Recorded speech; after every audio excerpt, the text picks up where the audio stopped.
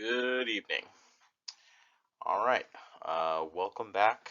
This is KINS 4510, Advanced Principles of Physical Activity, or as I just like to call it, endurance training. I'm Orlando Rivera, Professor Rivera, Coach, whatever you want to call me, they all work. Uh, Nothing really bothers me with regards to titles. I'm going to try to move through these slides relatively quickly, mostly because this is my second time recording this. I had a microphone issue earlier, um, and hopefully that's all figured out, and I don't have to record it a third time. That's the problem with remote learning. Oh, I should also say I apologize if the video looks a little dark because of the snowstorm today and yesterday. I'm recording from my house. Normally, I'm going to be recording most of these PowerPoint voiceovers from my office. So let's start with an overview. All of your lectures, which obviously are asynchronous, are going to be giving in the PowerPoint voiceover format. Every lecture will have an overview of what you should expect to hear. This should help kind of inform you of the expectations, things that you should, maybe some prior readings that you should have done on your own, so on and so forth. We're going to start today with going over my goals for the semester for you guys. We're going to go over a brief personal introduction. I know about half of you. I'm going to cover the syllabus, and then we'll finish off talking about Edpuzzle, which, if you're currently viewing this PowerPoint, you're already on. Excuse me. So let's talk about the first three goals for this class. Number one, understand basic physiological principles. Number two, understand theoretical training principles, right? So points 1 and 2, or goals 1 and 2, really should be, in many instances, a review for the most part, right? So one, right, basic physiological principles should be a review of anatomy and physiology, both A&P1 and A&P2.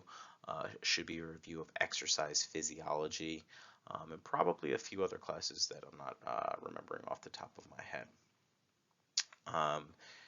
Theoretical training principles, on the other hand, I know if you've taken KINS 4520, which half of you have with me, right, a lot of those same principles will be reviewed and discussed in this class. Probably not as deeply, but principles like Hans-Selye's gas model, supercompensation, periodization, absolutely. All of these principles will be discussed this semester and utilized to some extent. Now, we have to review these principles because a major part of your goal for the semester is application. We want to be able to understand and employ effective training practices. And these training practices should be based on both physiological and theoretical principles, right? If we can ground our practices in principles and theory, right, we can never really be that wrong, right? You will always have a basis for whatever you're programming for a client or an athlete, right? And then finally, this is a little bit more for me. I've now been teaching remotely for a year, and this being an asynchronous class especially, I am trying to adopt a less is more approach from my lectures. I am not trying to get too much into the weeds of certain topics. Now, if you guys have specific questions during the semester, I would be more than willing to meet one-on-one to discuss certain things. However, for a lot of these lectures, I'm trying to get across some basic points. Okay, if you guys can come away with a few basic points from every single lecture, right, and then we could start to connect those during the semester, I think you're going to be much better off than if I inundate you with an hour and 40 minutes twice a week of me just rambling to the computer. Okay, now our lectures, will they be shorter? Absolutely, but you'll still be doing a lot of work on your own in the form of obviously reading the Jack Daniels text. You guys will be reading some peer-reviewed research that I give you to help support some of the points we're trying to understand. and possibly some videos or labs as well to help reinforce our points. So, personal introduction. Uh, I know about half of you guys, so half of you guys already know some of this stuff, but I think it's important for you guys to get an understanding of where I'm coming from, right? How did I develop this understanding of these concepts and all the recommendations I throw out? Just starting with education, I've got an undergraduate degree in business administration from the College of St. Rose. I received my master's from William Patterson University in 2016 in exercise science, and I am currently finishing my PhD from Seton Hall University in health science. I've got about 16 months left in the program, less actually, 15 now. With regards to my research, and this is my master's research is a little bit more relevant to this class. At William Patterson, I looked at upregulating fat oxidation in endurance athletes, specifically triathletes, through the manipulation of caloric intake, specifically carbohydrate manipulation. So I had a high carb group and a low carb group, and I was aiming to understand if that would upregulate fat oxidation and, in turn, improve performance markers in triathletes. My doctoral research is much more aimed at auto-regulating resistance training principles in powerlifters. So we probably won't be talking much about my doctoral work. However, my master's research probably will come up several points. Specifically, we'll jump right into bioenergetics, so it'll come up in that presentation. So, not only am I involved in research, but I am heavily involved in practical application. I consider myself first and foremost a coach. I own a gym that deals primarily in athletes. About 80% of our clientele are high school and college athletes in sports ranging from track and field to swimming, football, so on and so forth. In addition to the gym, I also am the head coach of my local high school. I coach primarily sprinting, hurdling, and jumping, but I've branched out into distance coaching and throws as well at certain points. As far as teaching, I am an adjunct professor both here at Brooklyn College and I also work at Mercy College. And then lastly, I think it's important just to give you guys an understanding that I have some type of personal experience with both endurance sports and resistance training. I spent the better part of my life being heavily involved in endurance sports, running distance both in high school and a little bit in college, and then getting involved in triathlons in my post-collegiate days. I didn't really pick up resistance training until right before I opened up my gym. And now I've spent the last 8 or 9 years being much more so involved in resistance training. So that is my background. If you guys have any questions at all throughout the semester on any of the topics, like specifically my master's thesis or anything in terms of endurance sports or coaching, feel free to let me know. So the syllabus, some basic stuff first. My contact information, I've given you guys both my Brooklyn email and my business email. I'll also tell you guys I highly recommend add me on Instagram. My business on Instagram is Multisport Workshop. If there ever is an emergency, and I mean an emergency, the best way to reach out to me is just DM me on Instagram because that's I get messages on my phone from that through that. I do not link my Brooklyn email to my phone. I check my Brooklyn email 2 to 3 times a week, usually Monday, Wednesday, and once on the weekends. Also important, if for whatever reason you can't upload a certain assignment to Blackboard, always send assignments, if they can't be uploaded to Blackboard, to my Brooklyn email. Do not send them to my personal email. Usually they'll kind of get lost in the shuffle if they're sent to my personal or my business email. As far as my office hours, I kind of just put something on the syllabus, But if you've had me before, you know I'm more than willing to meet with you guys pretty much anytime. I teach remotely from Mercy College as well, so I've got a lot of availability Monday, Tuesday, Wednesday, Friday mornings. Just shoot me an email and try to, at least give me 48 hours notice. If you email me at 10 o'clock at night and you want to meet the next morning at 8 a.m., odds are I probably won't be able to do it. Your textbook. Yes, we have a required textbook. I've taught this class. This is my third time teaching this class. The first semester, I used the same textbook as the prior professor, and I didn't really like it. So the second semester, I ditched the textbook and went solely off of lectures, some kind of hybrid from lectures from other classes in addition to peer-reviewed research. But after talking to the students, I think they really needed a little bit more structure from a textbook. So because we are already using the Jack Daniels textbook, I've added this as a required reading for the semester. So hopefully you guys enjoy it. We do utilize it a lot. I think it's a great text in terms of providing practical guidance for endurance runners. All right, so the thing that probably matters to you most right now is your grading. How am I grading you guys for the semester? Well, to start are your quizzes, which are really these Edpuzzle presentations. We'll talk about these in a little bit, but you'll see Edpuzzle will have various amounts of questions for every presentation, and you guys will be graded on these. Next up is your midterm.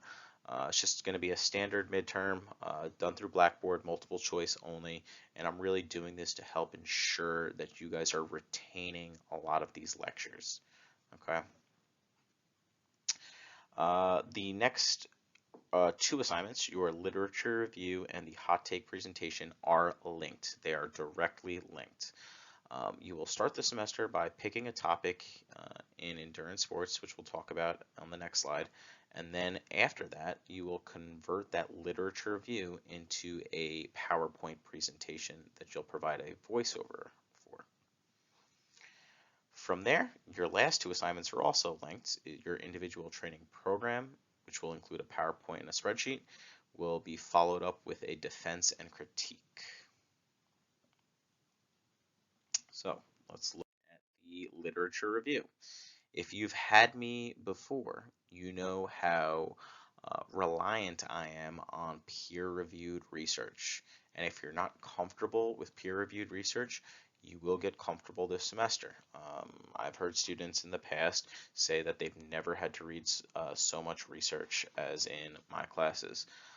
It's probably because I am still a PhD student and I myself read a lot of research, but I think it's very important for a lot of you guys in the exercise sciences, if you're going out into the real world, if you're going to be a personal trainer, an occupational therapist, a physical therapist, you guys have to understand what evidence-based practice is.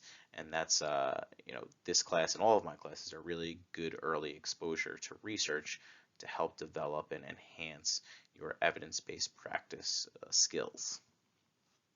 So the literature review, we'll talk about it throughout the semester, and I'm going to help you guys write this, but it's going to be an 8 to 10 page paper based on some type of cardiovascular, cardiopulmonary issue.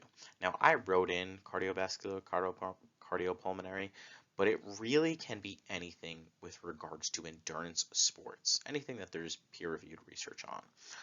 So like a case in point in the third bullet point, I talk about the topics range from effectiveness of VO2 max testing to athlete's heart. But it could also be something as simple as what is non-cardiovascular? I don't know, periodization of endurance training. It could be nutritional practices in endurance training. Those are all viable topics. I've got a list of about 12 to 13 topics to give you guys. Most students usually pick one of the topics I provide. You are allowed to pick your own topic. I just have to approve it. Your literature review, as I already stated, will eventually be converted to your hot take presentation, which will be a voiceover PowerPoint just like these. And again, we'll talk about this. I'll give you guys rubrics, so don't stress about these too much just yet. I'm just introducing them to you. Individual training plan. So the individual training plan, um, for that you will have to create a 16-week training plan based on a fictitious endurance athlete. It could be a runner, it could be a swimmer, it could be a triathlete, whatever works best. This plan will be based on physiological and theoretical principles in order to maximize some sort of outcome. You're going to have to peak this athlete for some type of event. And this plan is really going to be two parts. Part one, which is also broken up into two parts, and part two. Part one will have a spreadsheet, an Excel spreadsheet of 16-week training block, and then you will have a voiceover PowerPoint explaining your training program. Explain your athlete, explain any injury history, so on and so forth, and why you chose, I don't know, certain progressions in the programming. Part two will be a live defense where I will come up with 3 to 5, maybe 6 questions where I'll ask you, having reviewed your presentation, I'll ask you, say, oh, that was an interesting choice of progression in week 4 to week 6. Why did you choose to cut mileage by 50% in weeks 4 to week 6? I'm just throwing things out there, but that's an example of what the defense might look like.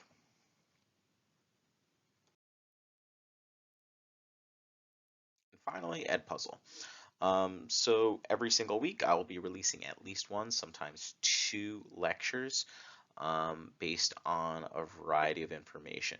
So these lectures could be based on, like I said, a review of exercise physiology and training theory, which is just going to be almost a hodgepodge of information that I've taken from different classes and that I think are particularly relevant for this class. They will also be based on assigned peer-reviewed research, which will help support certain topics like bioenergetics. And then finally, some of your lectures will be based obviously on your required reading, the Jack Daniels text. So, as I stated earlier, my goal for this semester is to adopt a less is more approach. Your lectures should all be in the neighborhood of 20 to 50 minutes. I will not be inundating you with tremendous amount of information that's going to overload you this semester. I think this remote format, especially the asynchronous format, is incredibly difficult. So these lectures will definitely be on the shorter side, but they should, right? Just because they're shorter doesn't mean you won't be doing a lot of work on your own. You should be supplementing all this by doing a lot of reading your Jack Daniels text, reading your assigned peer-reviewed research, and writing. Right? You're going to have to prepare your literature review, which is going to take many drafts. You're going to have to prepare your training program, which is going to have it's going to take several probably one-on-one meetings with me in order to properly prepare for that. Throughout your Edpuzzle lectures, you should be taking notes. You absolutely should be taking notes. Each Edpuzzle presentation will be approximately 5 to 10 questions per lecture. Early on in the semester, I'm going to try to make these very easy, but as the semester progresses, they will become slightly more difficult. I believe that is it for today. Oh, there's one more bullet point, I think. Last bullet point for Edpuzzle. Make sure you watch the entire video. Let the entire video run for your grade to submit. If you exit out of the video before it finishes, your grade will not submit. As far as this week goes, I will probably be releasing your second lecture video tomorrow. One thing that's not mentioned here, which should be mentioned, is you will have 1 week to watch your Edpuzzle lectures and then submit your questions for grading. Or they grade automatically, but you'll have 1 week to watch the videos and take the quiz. So if I release this, usually it takes about an hour to process. It's 9 p.m. now. If I release this and it uploads by 10 p.m., right, you'll have until 10 p.m. next Monday. Any later will be considered late, and I will start to deduct points. Okay. Obviously, if there's any extenuating circumstances and you can't get to an assignment, just shoot me an email. Give me a little heads up. If you've had me before, you know I'm very flexible. I believe that is it for tonight. And you will get your second lecture tomorrow morning. That will be on bioenergetics and fatigue.